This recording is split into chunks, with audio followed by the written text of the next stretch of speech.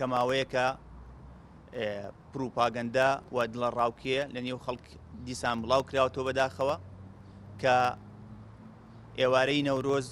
کە تەسادوفی یادی ڕاپەڕینیش دەکات لە کەرکووک ئاڵای کوردستان هەڵناکرێ ئەو یادە ناکرێتەوە. من دەمەوێت لێرەوە بڵێم بە تێکڕای دانیشتوانی خەڵکی کەرکووکی خۆڕاگر ئاگری نەورۆز و یادی ڕاپەڕین لە کەرکووکی کوردستان و لە قەڵای کەرکووک ئەنجام ئەدرێت و بە حزوری تێکڕای حیزبە کوردستانیەکان لە کەرکووک و بە بەرزکردنەوەی ئاڵای پیرۆزی کوردستانەوە دەکرێت.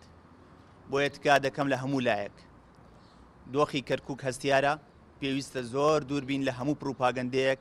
پێویستە هەمووان بەو پەڕی مەسئولیەتەوە کار بکەین بۆ چاکردنەوەی دۆخی کەرکووک. خەڵکی کەرکووک خۆڕاگر بوونە لەگەڵمان و تەحموولشیان زۆر بوونە لەگەڵمان. بۆیە واجبی تێکڕای حیزبە کوردستانیەکانە بینە پێشەوە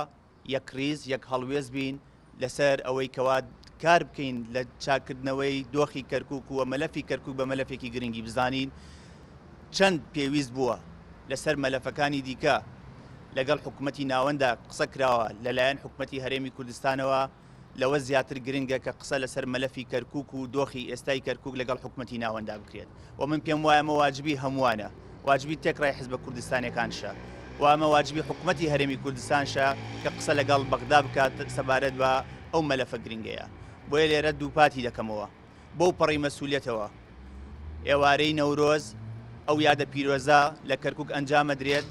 و بە ئاڵای پیرۆزی کوردستانشەوە هەڵدەکرێت، هەمووان بەشدار دەبین لەو یادە پیرۆزە و دانیشتوانی کەرکووک چی بە ئۆتۆمبیلەکانیان بێت چی بەدەستیان و بێ دەتوانن بە ئاڵای پیرۆزی کوردستانەوە لە شەقامەکانی کەرکووک ڕێ بکەن.